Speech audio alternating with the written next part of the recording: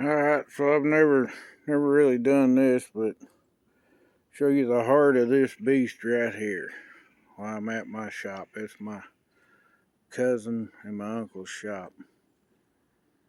It's a wood shop. That's a body shop. Anyway, the belly of the beast. We just put these on there. Tire got damaged, so they put new ones on. That's what they put on. You can't beat them, man. Got probably damn near 10 inches wide of tire right there. And look at that groove, man. It's almost an inch thick. Look at that. Massive front tire. But it's holding up a massive Volvo motor. It's a 455. 12-speed automatic. I've put damn near 70,000 miles on it since June. So, I ain't ran it super hard, but I've kept her hot.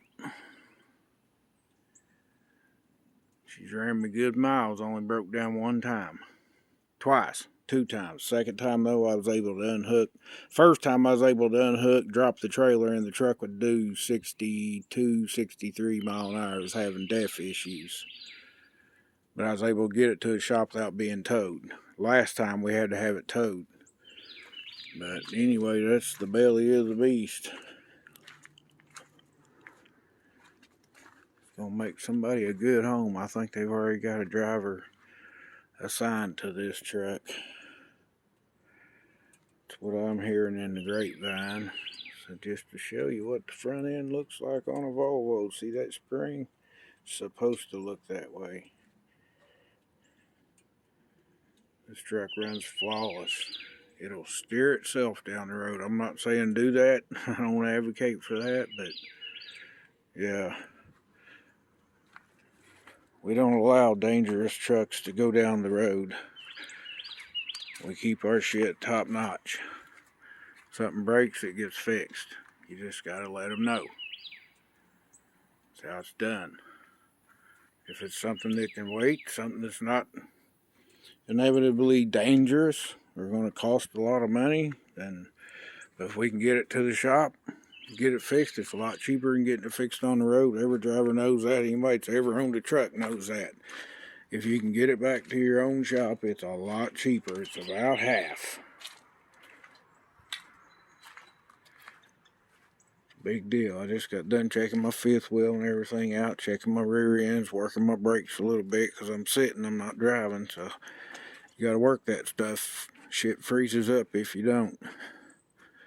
You go to leave and find out you got an axle locked. I've had that happen because I didn't pay attention to that. So I just got done pulling the truck forward and back a little bit, working the brakes a little bit, keeping everything loose and fit and ready to go. She's working good. Don't see any leaks. I've moved it a couple times since I've been home, so it was sitting here last night all night, and you don't see not a drop of oil nowhere. So we're good. She don't have any leaks. She runs flawless. It's set at 72 miles an hour now. It's a good speed. This is a long haul truck. This ain't for no short haul. Yeah. Had it since June, I want to say. And I've put damn near 70,000 miles on it. But you gotta have tools, man. That's a very valuable tool right there. Comes in handy, a little 4-pound sledge. You gotta have a little pair of bolt cutters, which I'm upgrading. I'm gonna go get a big pair today. And you gotta have your wrenches. Got metric and standard in there. Got big wrenches, little wrenches. Got airline. This is a must. You gotta have one of these. See, hooks into your glad hand. You got 120 PSI, it'll go anywhere on your truck or help a broke down vehicle. That's, I want to say that's 25 foot long, maybe longer, I'm not sure. I don't remember. I know it says on it somewhere. I don't know. I don't remember, but I've used it 2 or 3 times. I was having a tire issue, so came in handy. But anyway, There she is. 70,000 miles later, still not a drip one nowhere. You gotta look them over, man. You gotta shut them off. Look for leaks. Look for shit. You see anything, tell your dispatch, tell V. Let them know. It's your home. It's up to you to make sure it runs right. You gotta get out and look at stuff. Make sure. Look at it a long time. Get lost in it. And then eyeball every bolt, man. Take your time. It's a valuable piece of equipment.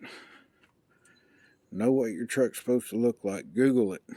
If you don't know before going assuming something should need to be done, Google it. Say, what's a front end supposed to look like on a Volvo or something like that? And if you don't know, Google it. Say, look here. See that? I just seen that. That's loose. Yeah.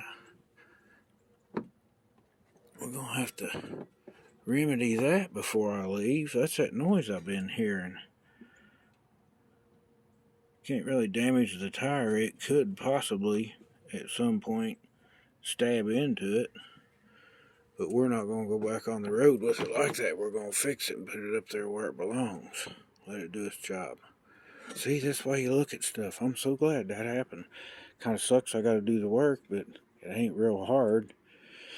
Just need a bracket put up there of some sort. I'll take one of them two bolts right there loose and just put a little metal bracket with a couple metal zip ties down through this hole. That'll hold it. Then I'll just know to watch that.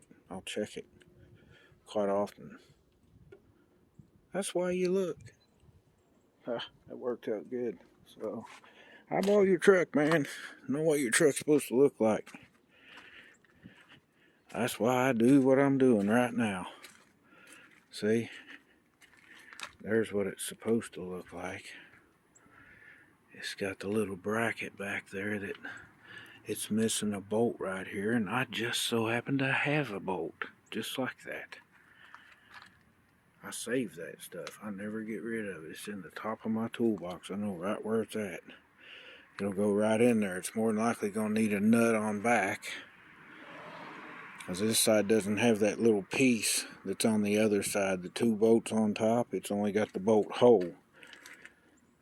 But I bet there's another hole underneath that, because usually both sides of the frame will mirror itself. I bet if we go look, that's the way it's going to turn out.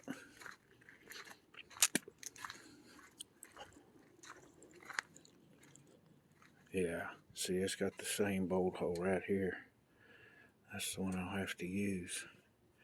We've evidently lost something. See, it looks like something was sitting right here. Now, I know this is going to go in part of it, but it's not angled back that way. It goes down. So I don't know if that's just from the splash of this. Probably is. Yeah, it is. So there's no little bracket really needed. I just need a big washer. Probably. That's going to be hard to get pulled back up there. Maybe it is missing a little bracket. But I'll Google it and see.